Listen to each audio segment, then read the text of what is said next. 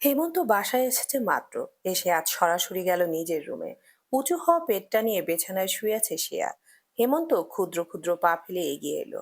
বেশ ক্লান্ত সে। শ্রেয়া অবশ্য এই সময়ে একা থাকে না। তাকে কেউ একা রাখে না। পিহা একটু দূরত্বে বসে ঝিমাচ্ছে। কেন ঝিমাচ্ছে কে জানে। ওদের কোনো কারণ লাগে না, ওরা এমনিতেই থাকে। কতটুকু বোঝে হেমন্ত জানে না, কিন্তু ওর মন জানে।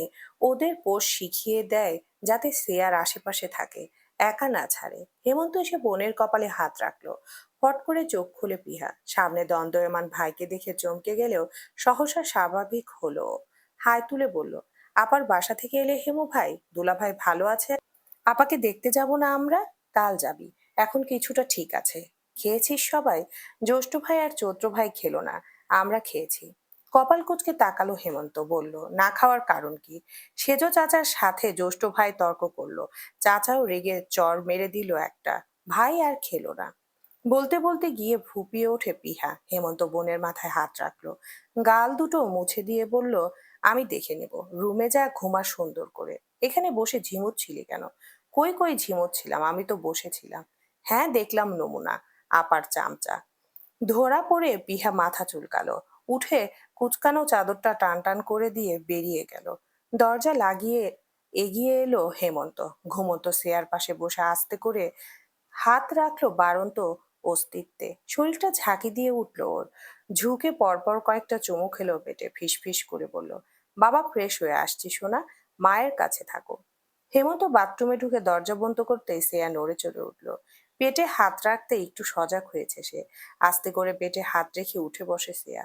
এলোমেলো হওয়া চুলগুলো হাত খাপা করে উঠে ওড়না পেঁচিয়ে বাইরে আসে। হেমন্ত খায়নি, ও জানে। খাবার গরম দিতে গেলে বড় চাচির ধমক শোনা গেল। খুব দ্রুত পায়ে এগিয়ে এসে শ্রেয়াকে রান্নাঘর থেকে বের করলো। সোফায় বসিয়ে আগে এক গ্লাস দুধ গরম করে এনে দিল। শ্রেয়া হাতে নিল। খেতে একটু গড়িমসি করলেও লাভ হলো না। বড় চাচি সামনে দাঁড়িয়ে পুরোটা শেষ করালেন। আঁচলে মুখ মুছিয়ে দিলেন। শ্রেয়া একটু হাসলো। এই আদরের সিকিভাগও যদি পোষকে দিত, তাহলে হয়তো শ্রেয়া তাকে মনের ভিতরে আরেকটু স্থান দিত। এমন না শ্রেয়া শাশুড়িকে পছন্দ করে না, সে যথেষ্ট সম্মান করে। কিন্তু দিন শেষে গিয়ে স্বামী আগে। তার স্বামী তার শাশুড়ির দ্বারা যতটা কষ্ট পেয়েছে, পোষের প্রতি তার এতটা অবিচার শ্রেয়া যেন কিছুতেই ভুলতে পারে না। যদি সেদিন তৌসিফ না থেকে অন্য কেউ থাকতো, যদি তৌসিফ এমন না হতো, যদি তৌসিফ পোষকে আগলে না নিত, তাহলে কি হতো? পোষ মরার আগে হেমন্ত মরে যেত। এখনোই তো নুন থেকে চুন খসলে হেমন্ত পাগল হয়ে যায়। বোন হারিয়ে যাওয়ার পর হেমন্তের কান্না দেখেছে শ্রেয়া। ভাবলেই তো বুকটা কাঁপে তার। সেয়ু, এই যে আমি এখানে ড্রয়িং রুমে। হেমন্ত এদিকে আসে, কাঁধে আধ ভেজা টাওয়াল। শ্রেয়াকে এখানে দেখে কপাল কুঁচকে জিজ্ঞেস করলো, এখানে কি করছো? খাবার গরম করতে এসেছিলাম। মা দিলেন না করতে, উল্টো দুধ খাওয়ালেন। হেমন্ত শুনতে চাইলো না। শ্রেয়াকে বলল, আমি ছাগল দুটোকে নিয়ে আসি, খাইনি শুনলাম। হ্যাঁ। হেমন্ত ওদের রুমের দিকে যেতে নিলেই শ্রেয়া জানালে, ছাদে বোধ হয়। পা ঘুরিয়ে ছাদে গেল হেমন্ত। রেলিং এ পাশ ঘেঁষে ঘুটঘুটে অন্ধকারে বসে আছে দুই ভাই। চুপচাপই আছে, তবে মাঝে মধ্যে টুকটাক কথা বলছে। হেমন্ত সিঁড়ি দিয়ে উঠে এলো। অন্ধকারের মাঝে ধমক দিল, লাইট নেই এখানে? এমন অন্ধকার বানিয়ে শোক পালন করতে হবে কেন? বলে নিজেই বাতি জ্বালালো। চৈত্র ভাইকে দেখে একটু সাহস পেল। ডেকে জানালো, আমি অনেকক্ষণ ধরে বলছি নিচে নামতে, ও শুনলো না। জ্যৈষ্ঠ মাথাটা নিচু করে রেখেছে। হেমন্ত এসে দুই ভাইয়ের মাঝখানে বসলো। কিছুটা নীরবতায় কাটলো তাদের সময়। হেমন্ত মুখ খুললো, জিজ্ঞেস করলো, তর্ক করেছিস কোন বিষয়ে? জ্যৈষ্ঠের মাথা নিচু হলো আরেকটু। মিনমিন করতে নিলেই হেমন্তর ধমক এলো কানে, এই বিড়ালের মতো ম্যাও ম্যাও করবি না, ঠিকঠাক কথা বল। কলেজ থেকে ফিরে আপার কাছে যেতে চাইলাম, মা সরাসরি না করলো। বাবা পাশেই ছিল। মায়ের সাথে প্রথমে কথা কাটাকাটি হয়েছিল, পরে বাবার সাথে লেগেছে। হেমন্ত গালটা দেখলো। অন্ধকারে বোঝার চেষ্টা করলো, বোঝা গেল না কিছুই। উঠে দাঁড়িয়ে বলল, খেতে আয়। বড় ভাইকে না বলার সাধ্য ওদের নেই, তাই চুপচাপ নেমে গেল। টেবিলে তখন খাবার সাজানো। মাকে দেখেও ততটা কথা বাড়ালো না হেমন্ত। যতটুকু তার দায়িত্ব ততটুকু সে যথাযথ পালন করে। আগের ওই মায়ায় খুব সূক্ষ্ম চিত ধরেছে, চাইলেও হেমন্ত তা ঠিক করতে পারবে না। দুই ভাইকে নিয়ে বসলো হেমন্ত। শ্রেয়া প্লেটে ভাত তরকারি বেলে দিল। হেমন্ত ভাত মেখে আগে শ্রেয়ার মুখে ধরলো। অভ্যস্ত এখন ছেয়া, তাই লজ্জা পেল খুব সামান্য। ভাতটুকু মুখে তুললো। হেমন্ত আরেক লুকমা দিয়ে বলল, কিছু বলতে চাইছো? সেয়া মাথা নাড়ল। হেমন্ত এবার নিজের মুখে খাবার দিল। সেয়া পানি পান করে বলল, পোষ আর দুলাভাই কেমন আছে? পোষ, ও আবার খারাপ থাকে? গিয়ে দেখো, লাফাচ্ছে হয়তো। কাল যাব আমরা। তুমি যাবে না, অসুস্থ তুমি। 2 মিনিটের রাস্তা, আর আমি মোটেও অসুস্থ না। হেমন্ত ওর মুখে আরেক লুকমা ঢুকিয়ে দিল। এই মেয়েটাকে সে খুব ভালোবেসে ফেলেছে। রাতের জন্য খুব যত্ন করে রেঁধেছে পোষ। তৌসিফ একটু ঘুমিয়েছিল, সেই ফাঁকে পোষ কষিয়ে খাসি রেঁধেছে।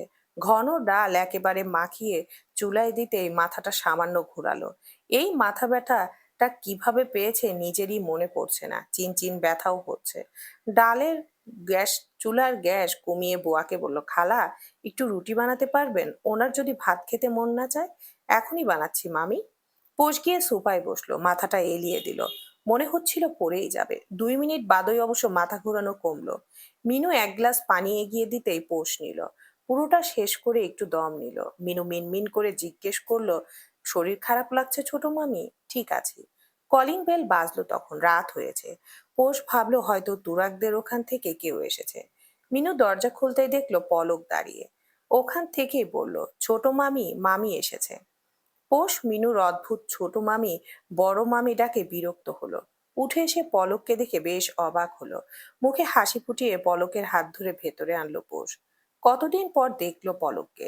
একটু জড়তা কাজ করলো পলকের মাঝে, তবে পোষ যখন জাপটে জড়িয়ে নিল তখন তার নিমিষেই কেটে গেল। বেশ উচ্ছ্বাসিত হয়ে পোষ বলল, একদম ভালো সময়ে এসেছেন আপু। একসাথে খাবো, ঠিক আছে? আমরা এখনো খাইনি। মেজো ভাইয়া কোথায়? ঘুমাচ্ছেন। উঠবেন, খেয়ে ওষুধ খাবেন তো। দুজন বসে বেশ গল্প করলো। সময় গড়ালো কিছুক্ষণ। কথার মাঝে অবশ্য পোষ 2বার দৌড়ে গিয়ে ঘুমন্ত তৌসিফকে দেখে এসেছে। মেয়েটার পাগলামো দেখে পলক মনে মনে হাসলো। এত সুখী পোষ, এতই ভালোবাসে সে তৌসিফকে। পলক কেমন চোখে দেখলো ওকে। পোষ আবারও যাবে তার আগেই ডাক এলো, তৌসিফ ডাকছে। তার আদুরে ডাকটা পলকের কানে বিঁধলো। পোষ হাসি মুখে এগিয়ে এলো। বিছানায় শুয়েই ডাকছে তৌসিফ। পোষ আস্তে আস্তে বলতে লাগলো, উঠেছেন? শরীর ভালো লাগছে এখন একটু? আসুন, আমাকে ধরে উঠুন। আপনাকে দেখতে মানুষ এসেছে। আপনার জন্য মজা করে রেখেছি। তৌসিফ পোষের বাড়িয়ে দেওয়া হাতটা ধরলো, তবে উঠলো নিজ শক্তিতে। পোষ শক্ত করে ধরে রাখলো ওকে।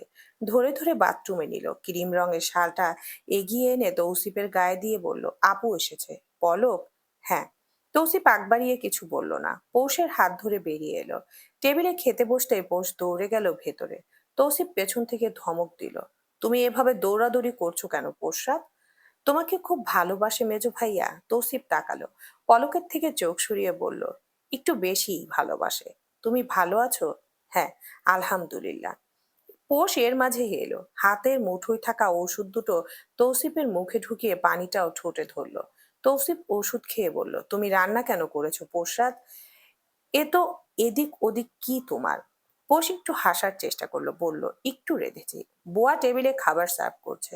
পোষ পলককে প্লেট সাজিয়ে দিল। তৌসিফকে রুটি দিয়ে বলল, আপনাকে লাইট খাবার দিতে বলেছে, তাই রুটি। খাসি খাইয়ে এই কথা বলছো? ধুরু মিয়া, ডাক্তারের সব কথা শুনলে হবে? কিছুটা তো বউয়ের কথাও শুনতে হবে। তাই তো শুনছি। পলক খেতে খেতে দুইজনের সুন্দর একটা সংসার দেখে ফেললো। বুকের ভেতর ছ্যাদ করে উঠল ওর। কেউ যেন যত্ন করে ছেঁকে দিচ্ছে বুকের মাঝখানে। কিছুটা তাড়াহুড়া করে খেয়ে দিয়ে বিদায় নিয়ে চলে গেল। পোষ মুখটা বেজার করে নিল। তৌসিফ তা দেখে বলল, কি হলো হঠাৎ? আপুর জন্য খারাপ লাগে। ভাইয়া কবে আসবেন? তৌসিফ উত্তর দিল না। পোষ রুটিতে গোশত পুড়ে তৌসিফের মুখে দিল। বেশ যত্ন করে খাওয়াচ্ছে সে। বুয়া এগিয়ে এসে বলল, মামা, রনি ভাই এসেছেন, ভেতরে আসতে বলো। পোষ আলগোছে উঠে রান্নাঘরে চলে গেল। বাসার কাপড়ে কারো সামনে ততটা আসে নাও। রনি অবশ্য বসলো না, শুধু জানালো, কাল উমায়ের শিকদার আসবেন বস, আপনাকে দেখতে আসবেন। তৌসিফ থুতনি চুলকালো। আসবে, আসুক, তার তো আসাই উচিত। যত্ন করে পিঠের কাছটায় ব্যান্ডেজে হাত বুলাচ্ছে পোষ। যতবার দেখে ততবারই ভেতরটা কেমন কেঁপে ওঠে। চোখ ঝাপসা লাগে তখন। তৌসিফের পিঠ ব্যথা হচ্ছিল সামান্য। পোষ তাই আলতো হাতে কোমর থেকে যতটুকু পারছে চেপে দিচ্ছে। তৌসিফ ফোনে কথা বলছে কারোর সাথে। কথার মাঝে খেয়াল করলো চিকন চাকন দুটো হাত পেছন থেকে ওর উন্মুক্ত বুকে আসছে। কাঁধে ভেজা ওষ্ঠ ছোঁয়া পেল সহসা। পরে মুখ ডুবিয়ে দিল সেখানে। তৌসিফের পুরুষকায়া সামান্য কাঁপলো তখন। বউটা তার মরণ ঘাতি, একদম হুটহাট মেরে দেয় তৌসিফকে। পেঁচিয়ে ধরা হাতটার উপর নিজের হাত রাখলো তৌসিফ। কথাবার্তা শেষ করে ফোনটা রেখে বেশ নরম কণ্ঠে ডেকে উঠলো, হানি হুম, আর ইউ লস্ট? উহু, মনে হচ্ছে, ভুল মনে হচ্ছে। তুমি আমার মুখস্থ ঠোঁটস্থ কণ্ঠস্থ করা এক বই পোশাক, যাকে আমি তিমিরে পড়তে পারি, ঘুমের ঘোরে আওড়াতে পারি। পোষ ক্ষুদ্র শ্বাস ফেলল। উষ্ণ বাতাস ধাক্কা খেলো তৌসিফের উদম বুকে। নরম স্বরে পোষ বলল, আপনাকে এভাবে দেখে আমার ভালো লাগছে না। আমি তোমার কাছাকাছি থাকছি বলে এত কষ্ট পাচ্ছ? ধ্যাত, ফাজলামি করছি না। আমিও না। আপনি তো সুস্থ ছিলেন, কত সুন্দর ছিল সবকিছু। হঠাৎ করে কি হয়ে গেল আমার জন্য? ওকে বাক্য সম্পূর্ণ করতে দিল না তৌসিফ। হাত পেছনে দিয়ে পিঠ দিয়ে ধরে নিজের কাছে টানতে লাগলো। বাধ্য হয়ে পোষ সামনে এলো। মুখোমুখি বিছানায় বসা তখন দুজন। তৌসিফ পোষের থুতনি ছুঁয়ে দিল।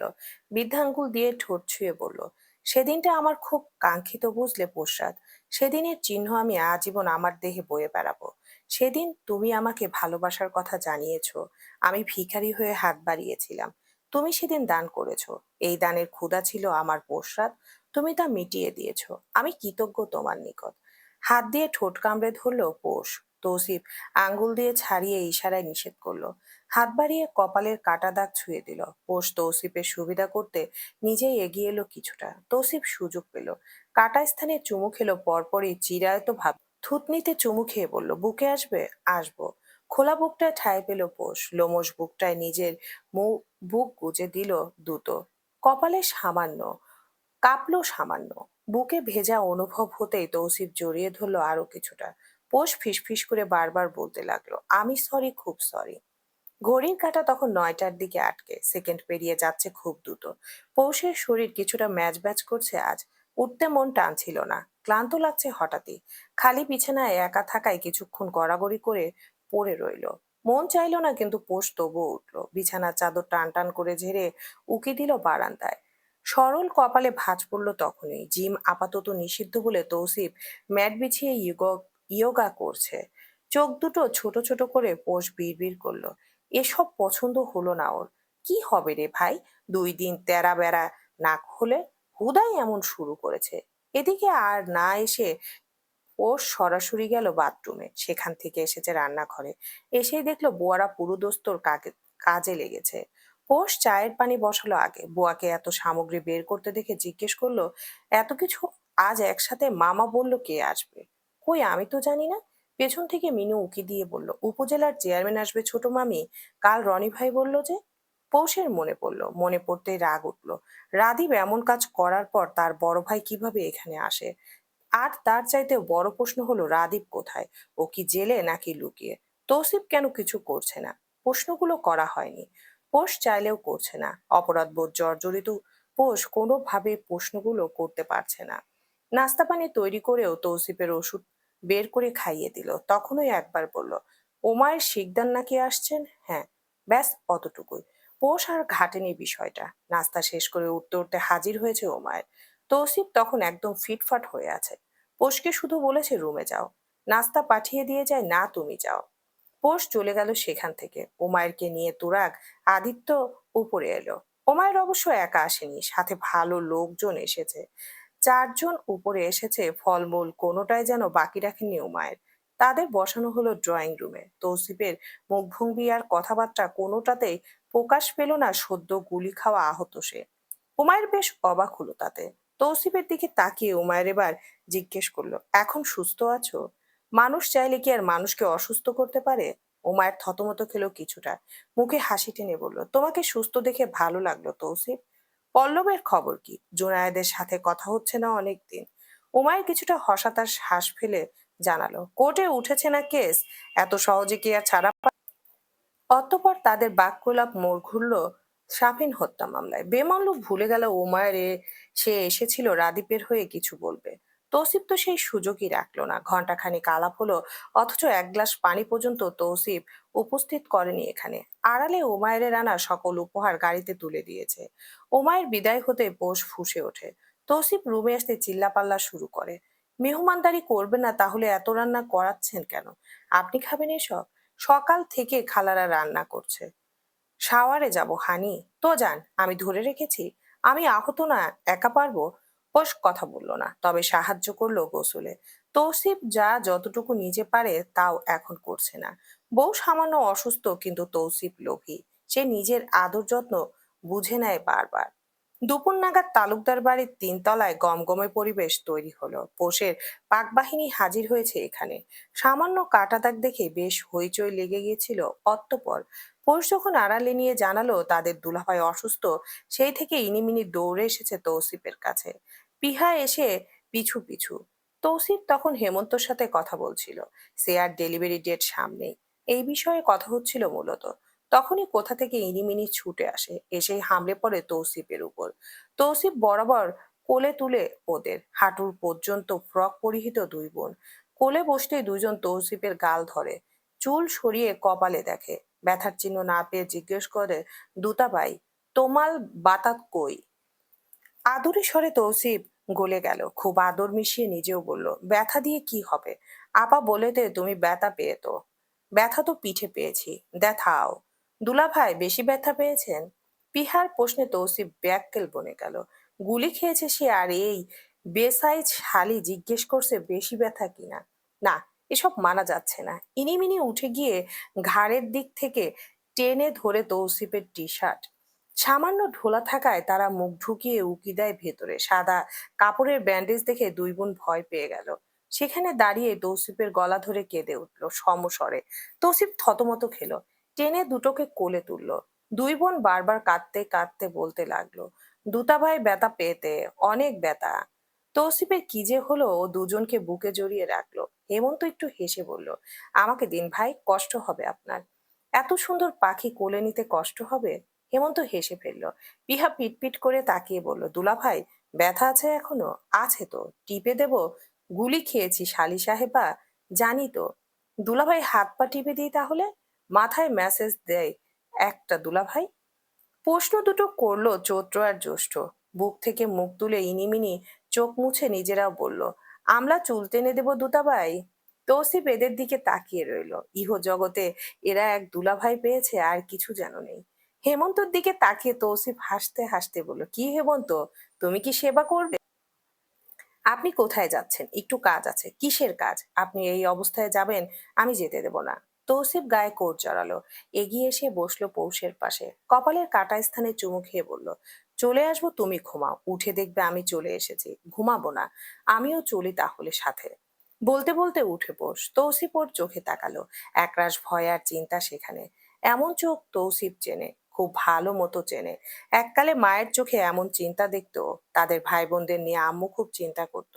রাজনীতিতে পা রাখার পর থেকে সেই চিন্তা শুধু বাড়তেই লাগলো, কোনোদিন আর কমার নাম নেয়নি। তৌসিফ পোষের দুই গাল আগলে দিল, বৃদ্ধা আঙ্গুল দিয়ে বুলাতে বুলাতে বলল, এমন করে না হানি, আমি করি। বোঝার চেষ্টা করো, খুব জরুরি কাজ। আগে নিজের স্বাস্থ্য। I am fit, look at me. আপনি আমার কথা শুনবেন না। তৌসিফ চাইলো ওর কথা শুনতে, কিন্তু অপারগতা তাকে জেঁকে ধরে। চাইলেও মানতে পারল না ও। পৌষের হাত ধরে বিছানায় শুইয়ে দিয়ে বলল, চোখ বন্ধ করো, আমি আছি। পৌষ চোখ বন্ধ করে না। এই লোক এক নম্বরের ধান্দাবাজ। দেখা যাবে বউকে ঘুম পাড়িয়ে সে পালিয়েছে। পৌষ এটা হতে দেবে না।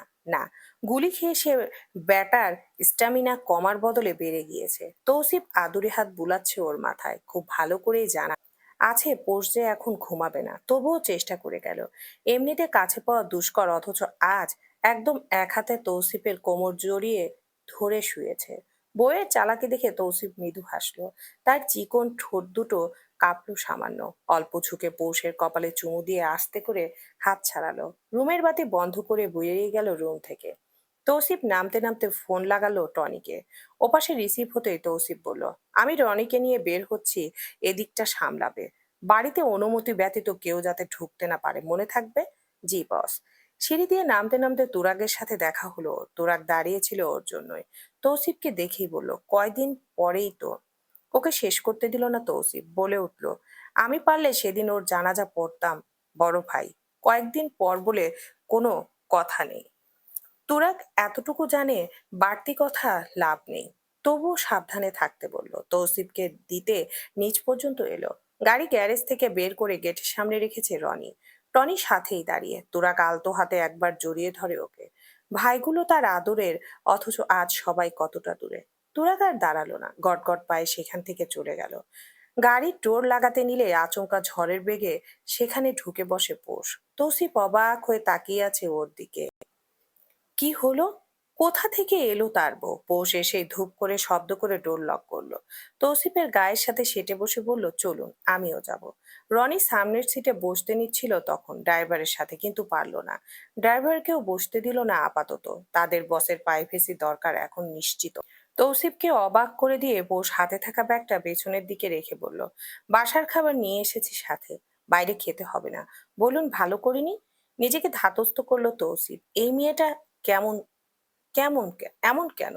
এত দায়িত্বশীল কেন হতে হলো তাকে? এমন ভাবে যত্ন নিতে নেই, একদম না। তৌসিফকে এভাবে তার আম্মু বাদে কেউ আদর করেনি। এখন কি করবে তৌসিফ? বইয়ের আঁচল ধরে কাঁদবে? চাইলেও তো তা করা যাচ্ছে না। পৌষের পরনে থাকা ওড়নাটা একটু টেনে নিল তৌসিফ। নিজের মুখে লাগিয়ে শুখে নিল কিছুটা ঘ্রাণ। কোনো প্রেমিকার ঘ্রাণ নেই এখানে, আছে শুধু নারী নারী এক ঘ্রাণ। বউ বউ ঘ্রাণ। এই আঁচলে মাঝে মধ্যে তেল মশলার ঘ্রাণ পায় তৌসিফ। অবলীলায় সেই ওড়না শুখে নেয়। ভালো লাগে মনে হয় আম্মুর আঁচল। আপনি কাঁদছেন? তৌসিফের বড় বড় আঙ্গুলের ফাঁকে নিজের চিকন আঙ্গুলগুলো ঢুকিয়ে প্রশ্ন করলো পোষ। তৌসিফ মুখ থেকে ওড়না সরালো, নরম দৃষ্টিতে তাকিয়ে রইল। পোষ হাসলো। এই মেয়ে এভাবেই হাসে, একদম মরণ ঘাতি হাসি। তৌসিফ মরতেও চায় অবশ্য, তার ভালো লাগে বউয়ের হাসিতে মরে যেতে। পৌষ আরেকটু কাছাকাছি এলো, হাসি মুখে বলল, চিন্তা নেই, আমি আছি না।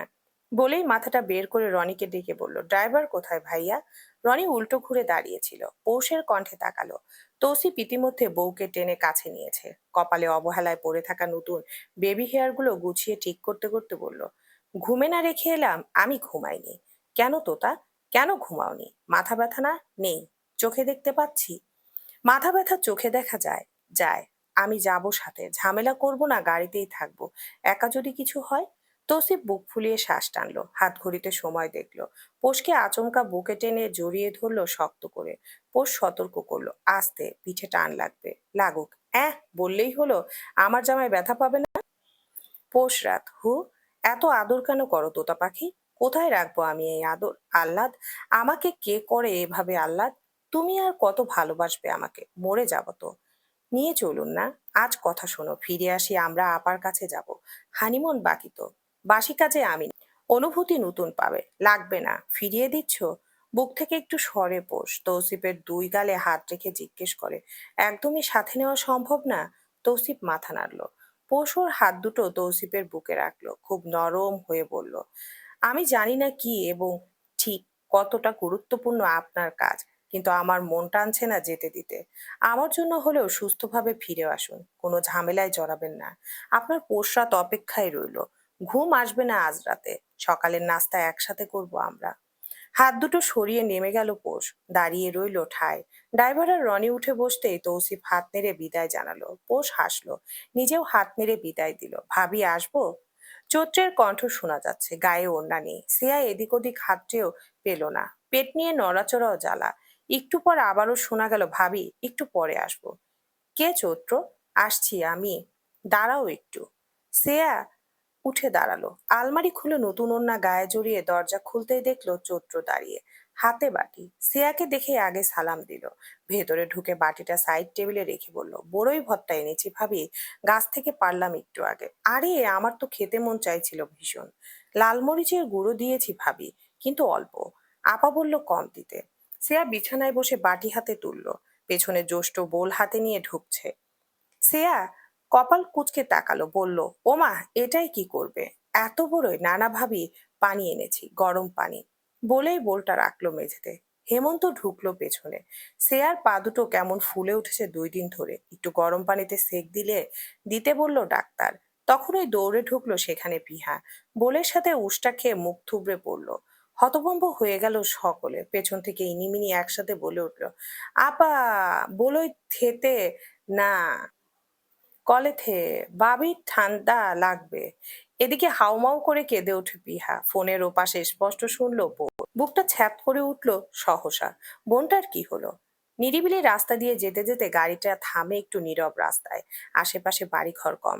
এদিকটায় অবশ্য মানুষের আনাগোনা কমই থাকে। পুরো এলাকা জুড়ে শুধু কারখানা। এখানকার বাতাসে কেমন লোহার মরিচা পড়া গন্ধ। শুদ্ধতার বালাই নেই এখানে। আশেপাশে থাকা দোকানগুলোর শাটার বন্ধ। এদিক ওদিক লোহার আর জাহাজের ভাঙা ভাঙা টুকরো পড়ে আছে। মাটির অবস্থাও খুব ভালো না, মাটি কম, ম্যাটাইল যেন বেশি। পাশেই বুড়িগঙ্গা, কালো পানি চাঁদের আলোয় টলটলে দেখাচ্ছে। তৌসিফ গায়ে চাদর নিল। পোষ জোর করে দিয়েছে। ফেব্রুয়ারি মাস, ঠান্ডা তেমন নেই, কিন্তু নদীর পার বলে শীত ভালোই লাগে, গায়ে লাগছে। তৌসিফ গাড়ি থেকে নেমে দাঁড়িয়েছে, পাশাপাশি রনি এসে দাঁড়ায়। ঘাড় কাত করে তৌসিফ জিজ্ঞেস করে, শাটার খুলো। দুজন এগিয়ে যায় সামনের দিকে। এই দিকের দোকানগুলো তৌসিফের কেনা। ঢাকার এই ডগে ওর কয়েকটা দোকান আছে। জাহাজের কাজ আগে এখান থেকে বেশি হতো, এখন চট্টগ্রাম বন্দরে বেশি হয়। সরু গলির ভেতরে এসে রনি 3 নাম্বার শাটার নিচ থেকে তালা খুলে উপরে তুলতেই বিরক্তিকর শব্দ কানে এলো। তৌসিফ সোজা পায়ে হেঁটে ভেতরে ঢুকে, পেছনে রনি। ঘুটঘুটে অন্ধকারের মাঝে হলুদ একটা বাতি জ্বলছে, তাতেই আবছা দেখা যাচ্ছে সবকিছু। চারপাশে জাহাজের বিভিন্ন বিচ্ছিন্ন পার্টস। তৌসিফের পায়ের শব্দে অন্ধকার ঘরে থাকা কেউ একজন নড়ে চড়ে বসলো। তাকালো উপর দিকে। একটা বেতের চৌকির উপর হাত পা ছড়িয়ে শুয়েছিল রাদীপ শিকদার। তাকে গত 2 দিন আগে এখানে আনা হয়েছে। কানাডার ভিসা হয়নি হঠাৎ করে। উমায়ের তাকে ঢাকার বাইরে পাঠিয়েছিল, সেখান থেকে সরাসরি তুলে আনা হয় ওকে। এনেছে থেকে তৌসিফের দেখা নেই, খাওয়া দাওয়ার কোনো কমতি নেই, কিন্তু বিরক্ত লাগছে শুধু এই ক্যাটক্যাটে শব্দ আর নোংরা পরিবেশ। সামনের মানুষটা তৌসিফ বুঝতে পেরে রাদীপ উঠে দাঁড়ায়। গত 2 দিন ধরে ওকে খাবার দিতে আসলে বারবার তৌসিফের কথা জিজ্ঞেস করতো। রাদীপ অত বোকা না যে বুঝবে না তৌসিফ আটক করেছে তাকে। এদিক থেকে ওমায়ের কিছুটা বোকা ধরনের। সে ভেবেছে তৌসিফ তার ভাইকে ছেড়ে দিবে। নিতান্তই বোকামি তার। রাদীপ শটান হয়ে দাঁড়াতেই তৌসিফ ইশারায় বসতে বলল। নিজে বসলো একটা লোহার চেয়ারে। আশেপাশে আর কেউ নেই, রনি দাঁড়িয়ে একটু দূরে। তৌসিফ সরাসরি প্রশ্ন করলো, শুট করেছিলে কেন? রাদীপ থতমত খেলো না মোটেও, সরাসরি নিজে বলল, আমি কিন্তু মাথায় শুট করিনি, পিঠে করেছিলাম। আপনাকে মারার ইচ্ছে ছিল না, কিন্তু শুধু পোষকে পছন্দ করি তাই। আমি সরাসরি বলি আপনাকে, ভালোবাসি পোষকে। তৌসিফ দেখলো ওই চোখে শুধু পছন্দ না, বরং ভিন্ন কিছু। সত্যি হয়তো পছন্দ করে, কিন্তু তাতে তার কি? রত্ন সবাই পছন্দ করে, কাছে চায়। তাই বলে কি সবাই তা পায়? পোশাকটা তার, একান্তই তার। তৌসিফ মুখের ভঙ্গি পরিবর্তন করলো না, বলল, জেনে শুনে বলছো রাদীপ? বউ আমার পোশাক, জানি। বউ তাতে কি? ছেড়ে দিন, তালাক দিয়ে দিন ওকে। আপনার সাথে মানায় না ওকে, আমার পাশে মানাবে। তৌসিফ সরল চোখে তাকিয়ে রইল, বলল, না ছাড়লে? আবার আপনাকে শুট করব। হয় তালাক তকমা ওর গায়ে নিয়ে ওকে বিয়ে করব, না হয় বিধবা তকমা। ছোট তুমি। এই বয়সে রক্ত গরম থাকে, ছোট না আমি। রক্ত গরম পুরুষই মেয়েরা চায়। আপনি ছেড়ে দিন পোষকে। কথা বুঝো রাদীপ। বুঝবো, শুধু পোষকে দিন। স্বামীর কাছে তার স্ত্রী চাইছো, কতটা বোকা তুমি বুঝতে পারছো? চাইছি ভালো মুখে, দিলে দিন, না হলে ছিনিয়ে নেব। কি করবে? পোষকে বিয়ে করব, সংসার করব। আমার করব ওকে, ওর সাথে আমার বাচ্চা। লোহার চেয়ারটা উল্টে পড়লো। তৌসিফ হুট করেই ঠেলে উঠে রাদীপের গলা চেপে ধরেছে। এতটাই শক্ত হাতে যে রাদীপের মতো জোয়ানের চোখ উল্টে আসছে। হাত দিয়ে প্রতিহিত করতে চাইছে, কিন্তু পারছে না। রনি 2 পা এগিয়ে এলো, কিন্তু সাহস করে কাছে গেল না। আজ রাদীপ এখানে মারা গেলেও রনি খুব একটা অবাক হবে না। ছেলেটার সাহস কত! একে তো দোষ করেছে, খুন করতে চেয়েছে, এখন উল্টো ঠেলা ঠেলছে। তৌসিফ হুট করে ছেড়ে দিল ওকে। ধাক্কা দিয়ে সরিয়ে বলল, ওর নাম মুখে নেবে না, ওই মুখ তাহলে ভেঙে দিব। বউ আমার। চোখ তুলে তাকালো, চোখ তুলে নিব। কথাটা বলে তৌসিফ উল্টো ঘুরে হাঁটা দিল। মাথা রাগে ঝিমঝিম করছে। পা হঠাৎ থেমে গেল রাদীপের কণ্ঠে। পোষ আমাকেই বিয়ে করবে। ওকে নিয়ে কানাডা মামার কাছে চলে যাব। পায়ের কাছে থাকা ভাঙা একটা ইস্পাতের চওড়া টুকরো তুলে নিল তৌসিফ। পেছনে ফিরে হিংস্রতা নিয়ে রাদীপের মুখ বরাবর একদম কাছে এনে থেমে গেল। চোখের পর্দায় উপস্থিত পোষ। তৌসিফের পোষরা যে আসার আগে বেশ চিন্তিত মুখে ছিল। তৌসিফকে বলেছিল যাতে তৌসিফ কোনো ঝামেলায় না জড়ায়। শুধুমাত্র পৌষের মুখ কল্পনা করে তৌসিফ থেমে গেল। টুকরোটা রাদীপের গলায় রেখে গম্ভীর কণ্ঠে বলল, জানে ছেড়ে দিলাম রাদীপ। সাদকা দিলাম তোমাকে এটা। একই ভুল দ্বিতীয়বার যদি করেছো, তাহলে আমার থেকে খারাপ রূপ ইহকালে কারো দেখবে না। হাতের টুকরো ছুঁড়ে ফেললো পাশে। রাদীপ কিছু বলতে চাইলো, গলা জ্বলে উঠেছে ওর, কেটেছে বোধ হয়। তৌসিফ পরপরই বলল, কানাডা তোমার মামার কাছে পাঠিয়ে দিচ্ছি, তোমাকে ফিরে আসার সাহস দেখিও না। আমি তৌসিফ তালুকদার, ততটাও ভালো কেউ নই। এক মুহূর্ত দেরি না করে তৌসিফ বেরিয়ে গেল সেখান থেকে। আগামী 7 দিন রাদীপ এখানে থাকবে। গত 2 দিন ভালো খাওয়া দাওয়া পেয়েছে, যা আজ থেকে বন্ধ থাকবে। চরম শাস্তি ওকে দিবে তৌসিফ, তাকে আঘাতের জন্য না, তার পোষের দিকে চোখ তোলার অপরাধে। জেলের চাইতে কয়েক গুণ ভয়ঙ্কর অভিজ্ঞতা করাবে ওকে তৌসিফ। নিজ হাতে শাটার টেনে তালা বন্ধ করলো তৌসিফ, চাবিটা পকেটে রেখে গাড়ির দিকে গেল। চারপাশে এখনো অন্ধকার, মানুষজন নেই এখানে। তৌসিফ গিয়ে দাঁড়ালো নদীর পাড়ে। এদিকের পানিটা কুচকুচে কালো, একদমই নোংরা। 5 মিনিট সেখানে দাঁড়িয়ে রইল তৌসিফ, ভাবলো কি করতে এসে কি করলো। এসেছিল রাদীপকে জীবিত দশায় মৃত্যুর স্বাদ অনুভব করাতে, কিন্তু পৌষের জন্য পারল না। মেয়েটার মুখ ভেবে তৌসিফ কিছু করেনি ওকে। রনি আসতেই তৌসিফ গিয়ে গাড়িতে বসলো। মুহূর্তে গাড়িটি হারিয়ে গেল অন্ধকারে। পিহার কান্না থেমেছে সেই কখন। ওখান থেকে ভিডিও কলে পৌষের সাথে কথা হয়েছে। শ্রেয়াকে দেখেই হাসি মুখে পৌষ জানতে চেয়েছে, সোনামণি মনে আসছে? সোনামণি কবে আসছে? এই মাসে আসবে, ডাক্তার বলল। তুমি কিছু খাবে? আমি বানিয়ে পাঠাবো। কি খাবো তা তো জানি না। তোমার পাকবাহিনী তো যত্নে কমতে রাখছে না। আমি থাকলে তোমাকে বিছানা থেকে নামতেই দিতাম না। ইস, টাইমিং খারাপ কত দেখলে। সিয়া হাসে ওর কথায়, বলে, তোমার ভাই কিন্তু পাগল হয়ে গিয়েছে পোষ। এখনো একা একা কথা বলছে বাবুর সাথে। হোক পাগল, তুমি পাগলের কথায় কান দিও না। বলো, আচার বানিয়ে পাঠাবো? এদিকে ছাদে অনেক রোদ ওঠে। তুমি সেমাই বানিয়ে দিও তো পোষ, আমার মিষ্টি খেতে মন চায়। তুমি আগে বলবে না আমাকে? কাল সকালের নাস্তায় খাবে তুমি সেমাই। এবারে ওপাশ থেকে হেমন্তর কণ্ঠ শোনা গেল, রীতিমতো শাসানি দিল। চটকানে খাবি তুই, চুপচাপ ঘুমা, ধীরে সুস্থে পরে বানিয়ে দিস। হেমন্ত জানে বলে লাভ নেই, তবুও বলল, ফোন রেখেছে থেকে সেমাই বানাচ্ছে, মোটা করে বানিয়ে ঘিয়ে ভাজছে। সারা বাড়ি বোধহয় ঘানে মোমো করছে। এসব করে কাগজে মুড়ে রেখেছে পোষ। তৌসিফ আসেনি এখনো। রাত 3:30 বাজে। সকালেও বাড়ি পাঠাবে সেমাই। ধীরে ধীরে বিছানায় এগিয়ে যায় পোষ। নিজের পাশে শুতে যেতেই মাথাটা চক্কর কাটে। ব্যথার স্থানে চেপে ধরে পোষ শুয়ে পড়লো। ক্ষুধা লাগলেও খেলো না। চোখ বন্ধ রাখলো কিছুক্ষণ, কেমন ছটফট লাগলো। তৌসিফটাও আসছে না। আজ পলকের সাথে দেখা হয়েছিল, দেখে কি ফুরফুরে লাগছিল। এসব ভাবতে ভাবতে চোখ দুটো ঘুম নামলো। ঘুমের ঘোরেও পোষ তৌসিফকে নিয়েই ভাবলো আজ। তৌসিফ বাসায় ঢুকেছে 4টার কিছুক্ষণ আগে। শরীরে লোহালক্করের গন্ধ। গরম পানিতে শাওয়ার নিয়ে আগে ফ্রেশ হলো। এসেছে থেকে বাসায় ঘিয়ের ঘ্রাণ পাচ্ছে। তার বউ নিশ্চিত মজাদার কিছু রান্না করেছিল। রান্নাঘর খুঁজে অবশ্য হতাশই সে। এখন খাওয়ার তেমন ইচ্ছে নেই। চুপচাপ এগিয়ে গেল বউয়ের নিকটে। কপালে থাকা পৌষের হাত সরিয়ে দিয়ে সেখানে হাত বুলালো। কাটা দাগটা যাচ্ছে না। বিষয়টা খুবই চিন্তায় ফেলেছে তৌসিফকে। তার মন চাইছিল রাদীপকে জীবিত পুঁতে দিতে। পোষকে নিজের কাছে নিতেই মেয়েটার ঘুম ভাঙলো। 2 হাতে তৌসিফের পিঠ জড়িয়ে ধরেই বলল, খাবেন না? তুমি খেয়েছো? না। আমার কথার খুব অবাধ্যতা করো তুমি। মাথা চক্কর দিচ্ছিল খুব, গলা শুকিয়ে আসছিল। এত ঘ্রাণ কেন বাসায়? সেমাই বানিয়েছি, কাল ভাবিকে পাঠাবো। শুনুন না, খাঁটি দুধ এনে দিবেন সকালে, ও বাড়ি পাঠাবো। এ মাসেই বাবু আসবে, আনবো। তৌসিফ নিদারুণ ভাবে খেয়াল করলো পোষ খুঁটিয়ে খুঁটিয়ে দেখছে ওকে।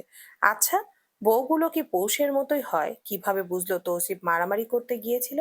কি সুন্দর আড়ালে আড়ালে দেখছে, হাত উল্টে পাল্টে দেখছে। এই পোষটা চমৎকার, সত্যিই চমৎকার।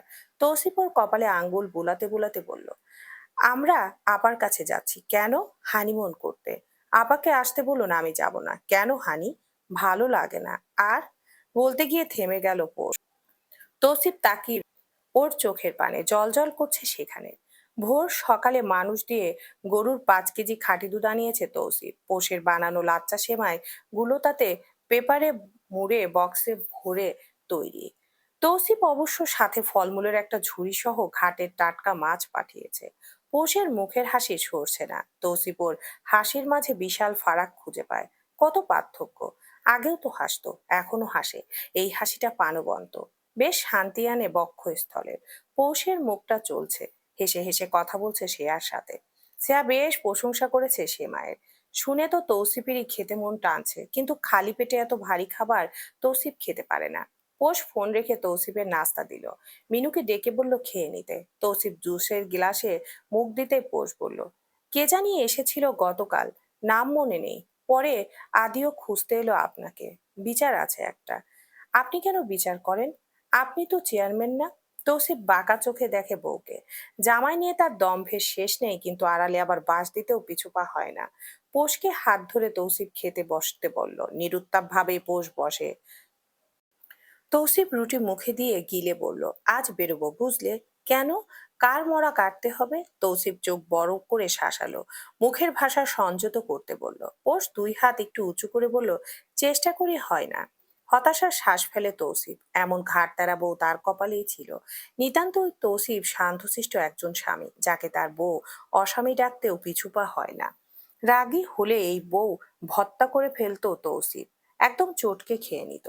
তৌসিফ বুয়াকে ডাকতেই তড়াক করে উঠে চলে গেল পোষ। ফিরে এলো জনাবের কফি নিয়ে। পাংশুটে মুখ করা তৌসিফকে দেখে বলল, থোতাটা এমন ভোতা করে রেখেছেন কেন? আরে বাবা, আচ্ছা আর বলবো না। আর কারো মরা আমি পোষ গাড়বো না। পোষ রাত। চাপা ধমকে নিজের নাম শুনে দাঁত বের করে হাসে পোষ। তৌসিফ কফির কাপ হাতে নিয়ে শুধায়, পাসপোর্ট অফিসে যাব? আমি যাব না। সবকিছুতে তোমার তেরামো কেন থাকতে হবে? কারণ আমি জন্মের তেরা। তৌসিফ কিছু বলবে, কিন্তু তার আগে পোষ কপাল কুঁচকে তাকালো। ইশারায় ভুরু কুঁচকে তাকালো তৌসিফ, যেন জিজ্ঞেস করলো সমস্যা কি। পোষ উত্তর দিল না, চুপচাপ উঠে গেল। বড় বড় পা বাড়িয়ে রুমে চলে গেল। কেমন টকটক ঢেকুর উঠছে, গ্যাস হলো নাকি? বাথরুমে ঢুকে চোখে মুখে পানি দিতে হঠাৎ শরীর ঘেমে উঠলো একদম। মিনিটের ব্যবধানে শরীর ঝাঁকি দিয়ে ঠান্ডা লাগলো। পোষ ভিজা মুখে বিছানায় উঠে গেল। এক গ্লাস পানি খেয়ে শুয়ে পড়লো তাড়াতাড়ি। হঠাৎ করে তার মাথা ঘুরছে। চার হাত পা ছড়িয়ে হা করে শ্বাস নিল পোষ। গায়ে কাঁথা টানার শক্তি পাচ্ছে না। জ্বর আসছে কি? হতেও পারে। ওসবের ধার আবার পোষ ধারে না। একটা নাপা গিলবে শুধু, ব্যাস ঝামেলা শেষ। পলকের চিন্তার শেষ নেই। তুহিন আসছে খুব তাড়াতাড়ি, তার আগমন হচ্ছে তালুকদার বাড়িতে। একদিকে যেমন খুশি লাগছে, অন্যদিকে তেমন অস্থিরতা আর ভয়। পলক তো এতদিন ইচ্ছে মতো খেয়েছে, ওজন বেড়েছে। এখন তো অল্প সময়ে কমাবে কিভাবে? তুহিন তো ফোলাগাল পছন্দ করে না। জ লাইন কাট কাট চাই তার। কিন্তু পলক স্পষ্ট দেখতে পাচ্ছে তার ডাবল চিন সামান্য ঝুলে যাচ্ছে। রাগে দুঃখে কান্না পেয়ে গেল ওর। হাতের কাছে থাকাটা ফুলদানিটা আঁচড়ে ফেলতে কলি দৌড়ে এলো ঘরে। পলকের বেহাল দশা দেখে কিছুটা আঁতকে উঠলো। পলক কলিকে দেখে ডাকলো। কলি এগিয়ে আসতে পলক জিজ্ঞেস করলো, দেখ তো আমাকে কেমন লাগছে? শ্বশুর সুন্দর লাগছে মামি। ভালো করে দেখ, মোটা লাগছে? না তো, অতটাও না। কতটা? মোটা লাগছে না। চিকন লাগছে? চোখ ধাঁধানো সুন্দর লাগছে। পলকের অস্বাভাবিক প্রশ্নে ঘাবড়ে যায় কলি। এসব নতুন না। পলক তুহিনের জন্য পাগল নয়, বরং উন্মাদ। আসবে শোনার পর থেকে কেমন অদ্ভুত আচরণ করছে। মুখের মধ্যে একের পর এক ক্রিম লাগিয়ে যাচ্ছে। যা ইচ্ছে তাই অবস্থা করেছে নিজের। কলির তো আজকাল মনে হয় নেশাখোর গাঞ্জাখোর তুহিন মামা না, বরং তার বউ পলক। বিকেল নাগাদ এতদিন পর বাসায় তাহমিনার আগমন। এসেছে তৌসিফ আর পোষকে দেখতে। পোষ যত্ন আত্তিতে কমতি রাখছে না। রাতের খাবার খাইয়ে ছাড়বে। তহমিনা জানিয়েছে শুধু চা নিবে। পোষ চায়ের সাথে পিঠা বানাচ্ছে। গরম গরম পাটিসাপটা। তৌসিফ আর তাহমিনা কথা বলছে তখন। সকালে বের হয়েও বইয়ের চাপে দুপুরে নাগাদ বাসায় ফিরেছে তৌসিফ। সে নাকি অসুস্থ, দুপুরে ওষুধ আছে। তৌসিফের অবশ্য নিজেরও সামান্য পিঠ ব্যথা অনুভব হচ্ছিল। বইয়ের ঘ্যান ঘ্যানে বাসায় এসে উপহার উপহার হয়েছে উপকার হয়েছে বটে। বেশ সেবা পেয়েছে সে। তাহমিনা ভাইয়ের মাথায় হাত রাখলো। তৌসিফ সামান্য হাসলো, বলল, ঠিক আছে আপা। রেগে আছিস? কতদিন দেখতে এলাম না। অসুস্থ ছিলে তুমি, জানি আমি। এত খোঁজ রাখিস এখনো? রক্ত তো ফেলে দেওয়া যায় না আপা। তুই চাচির মতো, জানি। তুহিন আসছে? খানিকটা উতস্তত করে তাহমিনা। তৌসিফ বোনের হাত ধরে বেশ স্বাভাবিকভাবে জানায়, পাপ করেছিলে, প্রায়শ্চিত্ত করছো। যথেষ্ট আপা। তুহিন আসছে।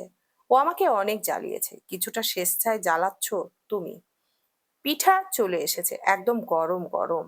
হাতে বড় একটা ট্রে, সেখানে বড় বড় পাটিসাপটা বানিয়ে এনেছে পোষ। দেখতেই লোভনীয়। তাহনিমা বেশ সময় নিয়ে তাকিয়ে দেখলো, অতঃপর চরমুখে হেসে বলল, এ তো মা চাচিদের হাতের পিঠা পোষ।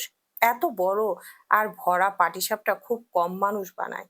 পোষ হাসলো। সে তো এভাবেই বানায়, কিন্তু খায় না। মন তো ছোট থেকে পিঠাপুলিতে আটকে যায়, যা নসিবে জুটতো না। তৌসিফ কথার ফাঁকে দুটো খেয়েছে। পোষ চোখ জুড়িয়ে গেল তা দেখে। লোকটার পেট এত লাগানো, কবে যে খাইয়ে খাইয়ে পোষ ফুলাবে। উফ! পা বাড়িয়ে যেতে যেতে পোষ বলল, আদিদের বাসায় পাঠালাম, ঠিক আছে? তৌসিফ কথা বলে না। পোষ মিনুকে দিয়ে পাঠায় 2 ফ্ল্যাটে।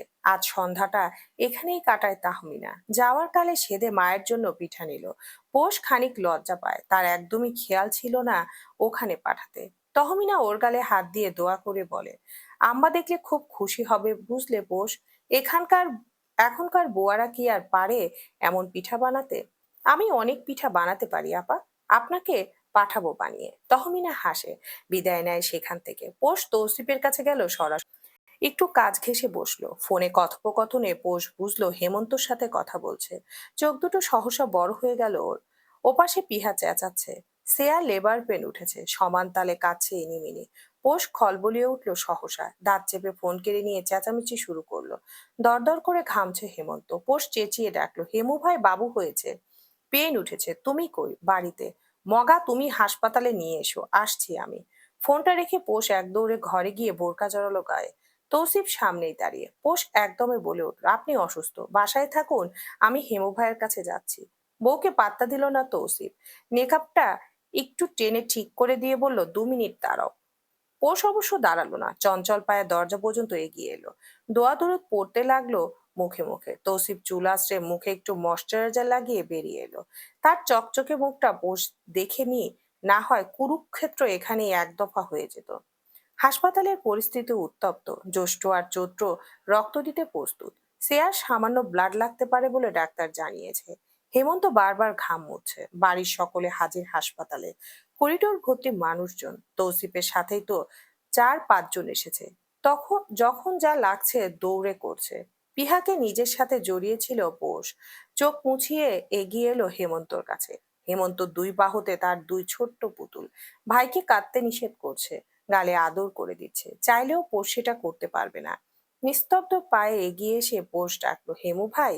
চোখ তুলে তাকালো হেমন্ত। পোষ ভাইয়ের চোখে তাকিয়ে বলল, চিন্তা করো না হেমু ভাই, ভাবু সুস্থ থাকবেন। তুমি স্বামী, বাবা হবে, গিয়ে নফল পড়ে এসো। দৌড়ে যাও তো, এখানে কিছু লাগলে আমার উনি দেখবেন। তোমার উনি তে আপা? ওই যে সুন্দর দেখতে দামড়া বেটাটা, ওটাই আমার উনি। হেমন্ত মৃদু হাসলো, উঠে গেল নামাজে। তার অস্থির লাগছে। তৌসিফ আর চোখে তাকিয়ে সামান্য শুনেছে সে। দামড়া শব্দটা একদম কানে বিঁধেছে। পোষ হাত বাড়িয়ে ডাকতেই 1-2 পা করে এগিয়ে আসে তৌসিফ। পোষ নিজের পাশে থাকা সিটে হাত দিয়ে বলল, বসুন, এমনিতেই অসুস্থ। তৌসিফ বসলো। ইনিমিনি কেন জানি একটু একটু এগিয়ে এলো। গা ঘেঁষলো। পোষ চোখ দুটো ছোট ছোট করে বলল, কি রে, আমার জামাইয়ের দিকে দুবোনের এত নজর কেন? শালি আধি ঘাড়োয়ালি হবি? তোমাল উনি তো আমাল দুতাবাই। ইস রে, ভাই ডাক, শুধু ভাই, দুতাবাই।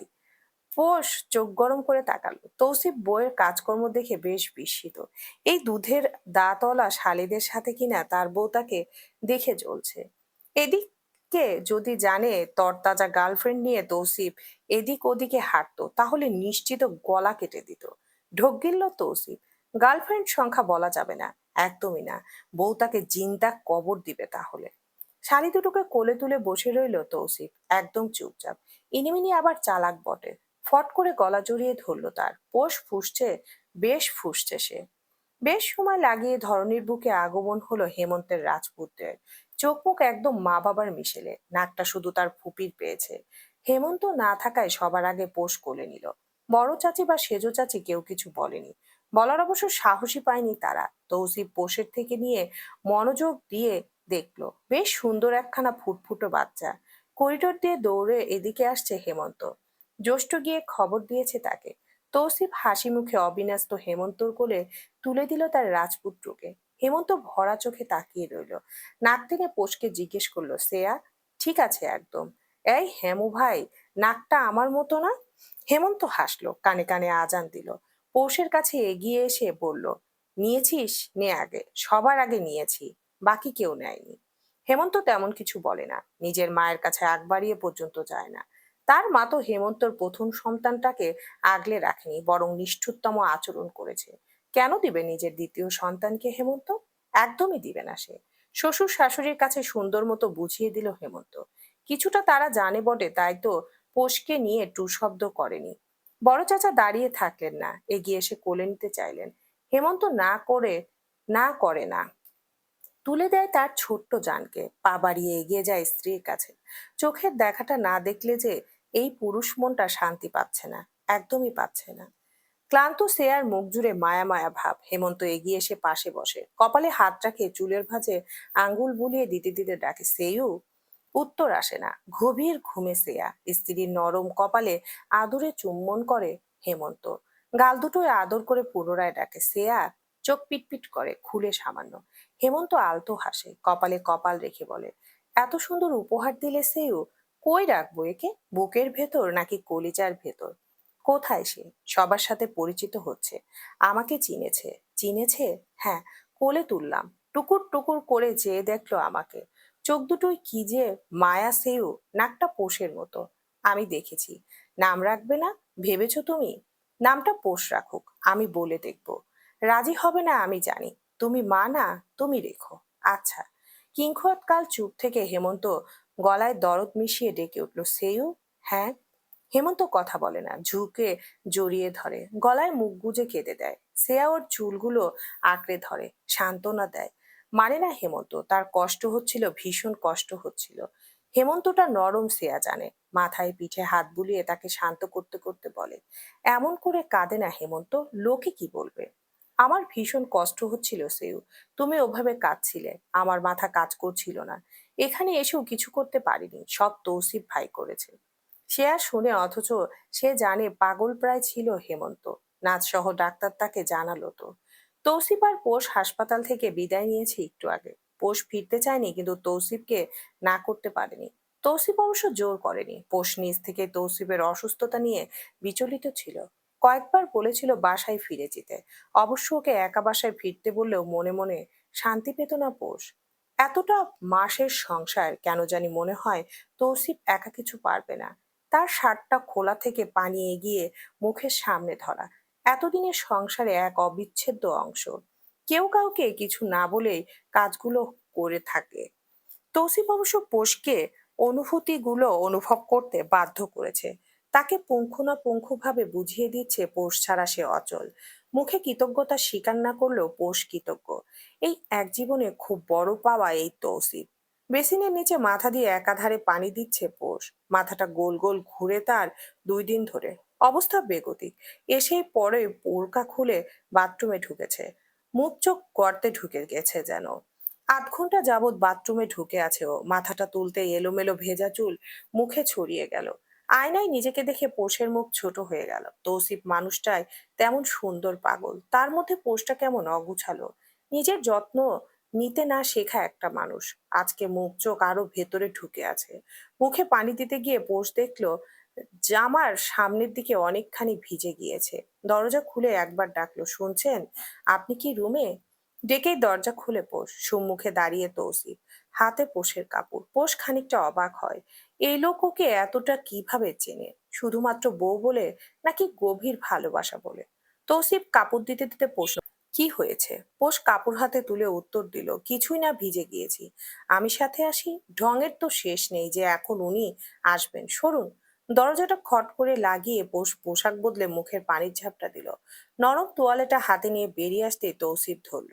তোয়ালে দিয়ে মুখটা চেপে চেপে মুছতে মুছতে খুব গভীর দৃষ্টিতে দেখলো পোষকে। পোষও তাকিয়ে রইল, তবে বেশিক্ষণ না। তৌসিফের সাথে হাজার তিরিং বিরিং করলেও চোখে চোখ রাখতে অক্ষম পোষ। মাথাটা ভেজা দেখে খোপা খুলল তৌসিফ। এত বড় চুল, অথচ বিশাল অযত্নে রাখে মেয়েটা। চুলগুলো তৌসিফের পছন্দের। তার মায়ের চুল এমন ছিল। তালুটা সুন্দর করে মুছতে মুছতে তৌসিফ বলল, শরীর খারাপ লাগে? আরে না। দরজায় শব্দ হতে তৌসিফের পেছন থেকে নিজের ওড়না নিয়ে গায়ে জড়ালো। মিনু এসেছে, হাতে 2টো গ্লাস। পোষ গদগদ কণ্ঠে মিনুর থেকে গ্লাস নিয়ে বলল, মিনু সোনা, অনেক দোয়া দিলাম তোকে, লেবু খেতে মন চাইছিল। মিনু আরেক গ্লাস তৌসিফের হাতে দিয়ে বলল, মামা বলল আনতে। পোষ ঢকঢক করে শেষ করে নিজের টুকু। তৌসিফ 2 চুমুক খেয়ে পোষকে সাথে পোষ নিল। 2 ঢোক গিলে তৌসিফকে ফেরত দেবে ভেজা তোয়ালা বাথরুমে রেখে এসে চুল ছাড়লো। মিনু যেতেই তৌসিফ দরজা আটকে আসে। পোষের হাত ধরে একদম নিজের মুখ বরাবর বসায়, কপালে গালে গলায় হাত দিয়ে পরখ করে দেখে, সন্ধিহান কণ্ঠে জিজ্ঞেস করে, কিছু হয়েছে? না তো। শরীর খারাপ, কয়েকদিন ধরে ভালো লাগছে না। কেমন লাগছে? ভালো না ততটা, মাথা লাড্ডুর মতো ঘোরে। বলেছো আমাকে, একবার বলেছো পোষরাত। তোমার মুখ দেখে কেন বুঝতে হয় আমার? চোখ দুটোর এমন অবস্থা কেন? শান্তি নেই তোমার? সারাদিন এদিক ওদিক টই টই। একগাদা বকবক করে তৌসিফ ফোন হাতে তুলল। পোষ ওর শার্ট টেনে ধরে পাশে থেকে। তৌসিফ দাম দিল না। এবারে পোষ আস্তে করে হাতটা বুকের দিকে নিল।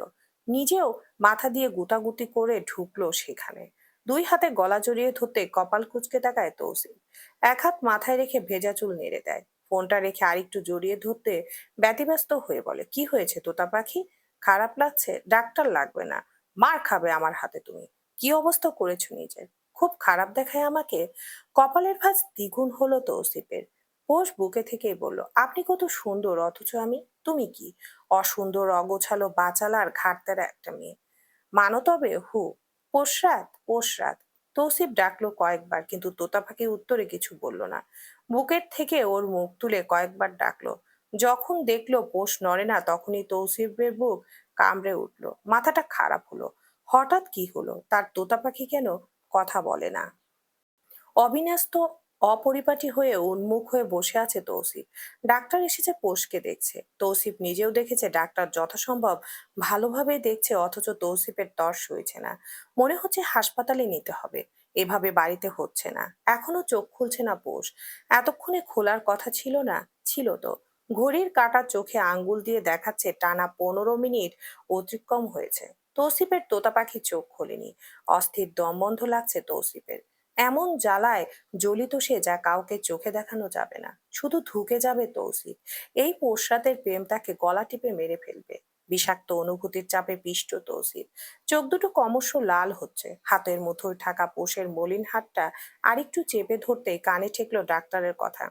আমি ব্লাড স্যাম্পল নিয়ে যাচ্ছি, ল্যাবে পাঠিয়ে দেব। রিপোর্ট সকাল নাগাদ পেয়ে যাবেন। চোখ খুলছে না কেন? খুলবে। দুর্বল মনে হচ্ছে, সেটা জানা আছে আমার। চোখ খুলানোর ব্যবস্থা করুন, নাকি হাসপাতালে নেব?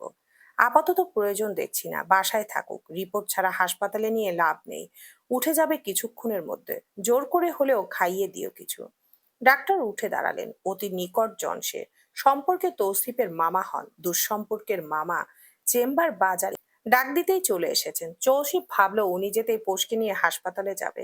এভাবে জ্ঞানহীন পোষের সাথে এক ঘরে থাকা তৌসিফের পক্ষে সম্ভব না। কেমন বিদঘুটে অনুভূতি হচ্ছে তার। তৌসিফের অবশ্য হাসপাতালে নিতে হলো না। তার আগেই চোখ খুলল পোষ।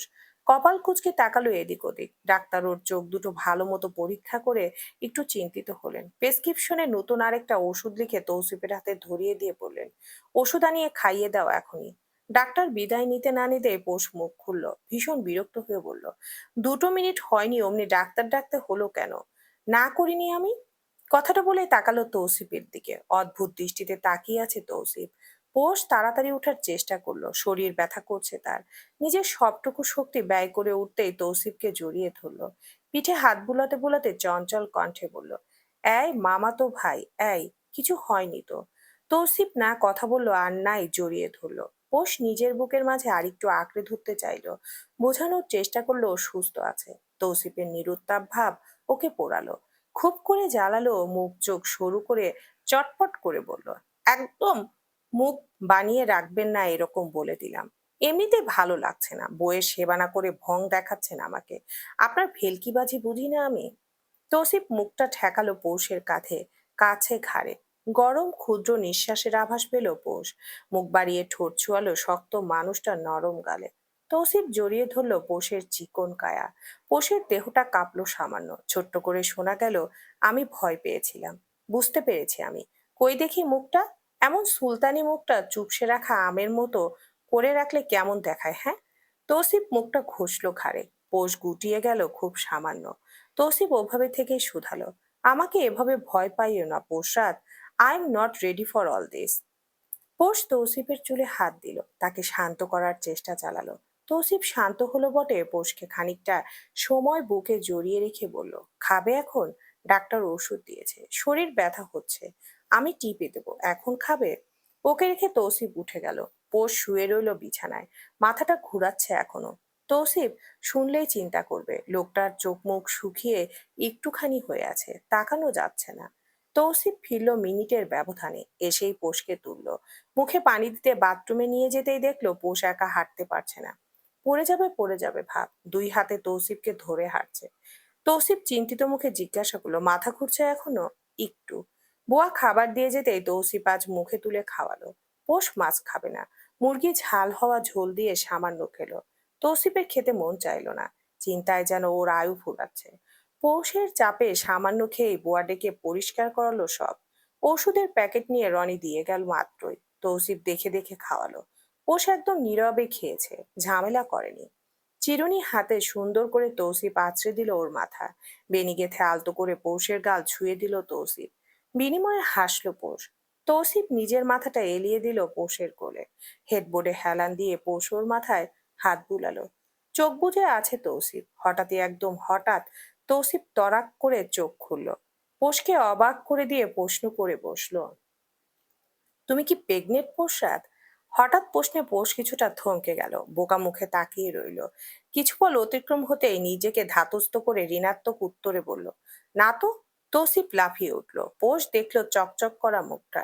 ভীষণ আগ্রহ নিয়ে তৌসিফ বলল, হতেও পারে, হবে না। বেশি জানো তুমি? আমি জানি না। ঠোঁট উল্টায় পোষ। তৌসিফ তীক্ষ্ণ দৃষ্টি ফেলে তাকালো পৌষের পেটের দিকে। পৌষের অবাকটা দুই ধাপ বাড়িয়ে তৌসিফ হঠাৎ ওর জামা টেনে ধরলো। পোষ বিরক্ত হলো, মুখে উচ্চারণ করলো, কি? পেটটা দেখি, দেখাও তো। কিছু বলার সুযোগ না দিয়ে তৌসিফ ওর পরনে থাকা কুর্তি তুললো। নিটেল পেটটায় ডান হাত রেখে চোখ বুজে কিছু বুঝতে চাইলো। তৌসিফের ভণ্ডামি দেখে এবারে পোষ বিরক্ত হলো। এমনিতেই শরীর ভালো লাগছে না তার। হাতটা ঠেলে সরিয়ে পেট থেকে শুতে শুতে পোষ বলল, আপনার পেট চেক করুন। আশ্চর্য, আমার পেটে আছে নাকি? আমার পেটেও নাই, ফালতু লোক। স্বামীকে এসব বলো তুমি? অস্বামী আপনি। তৌসিফ গটগট পায়ে কোথায় জানি বেরিয়ে গেল। মন খারাপ করে শুয়ে রইল পোষ। একবার পেটে টোকা দিল, বিড়বিড় করে বলল, আমার খালি পেট। বেটা হুদায় লাফাচ্ছে। চোখটা মাত্রই লেগেছিল, অমনি তৌসিফ এসে তুললো ওকে। গোলাপি রঙের প্যাকেট দেখে পোষের বুঝতে বাকি রইল না কিছু। তৌসিফ বেশ আগ্রহ নিয়ে শুধালো, প্লিজ না honey, just do it for me. তৌসিফের আগ্রহ দেখে পৌষ আর না করলো না, উঠে গেল। এদিকে তৌসিফ এসির ঘরে ঘামছে সামান্য। ভীষণ উত্তেজিত সে। মাথাটা এখন বরং তৌসিফের ঘুরছে। দরজায় দুটো টোকা দিতেই পৌষ দরজা খুলে স্টিপ এগিয়ে দিল। জলজল করা মুখটা নিমিষে নিবল। দায়সারা ভাবে পৌষ বলল, আগেই বলেছিলাম, বেশি বুঝে বেটা। পৌষ যেতে নিলেই আটকালো তৌসিফ। মুঠোয় থাকা দুটো স্টিপ দেখিয়ে বলল, এটা তো ফলস রেজাল্ট হতে পারে হানি। ট্রাই এগেন না তোতা পাখি। একদমই না, প্লিজ। না, লাস্ট টাইম। বাধ্য হয়ে গেল পোষ। রাগে গজগজ করতে করতে স্টিভ ছুড়ে দিল তৌসিফের দিকে। কিছু ধরার বা বলার আগে পোষ বমি শুরু করলো। তৌসিফ হকচকালো, তাড়াতাড়ি বউকে ধরলো। পোষ রাগে ফুঁসছে, ছাড়াতে ছাড়াতে বলছে, অসভ্য লোক, ছাড়ুন আমাকে।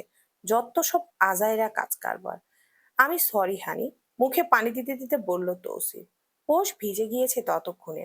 রাগে হিসিয়ে বলল, আপনার এই কুত্তা মার্কা ডাক গিয়ে অন্য কাউকে ডাকুন। আমার শরীর ভালো না, উনি বাচ্চা পয়দা করে। বলতে বলতে পোষ কেঁদে ফেললো, অথচ তৌসিফ জানে পোষ কাঁদে না, কখনো কাঁদে না। সেই যে একবার কাঁদলো তৌসিফ গুলি খাওয়াতে, আর কাঁদেনি। আজ কি হলো হঠাৎ? চলবে।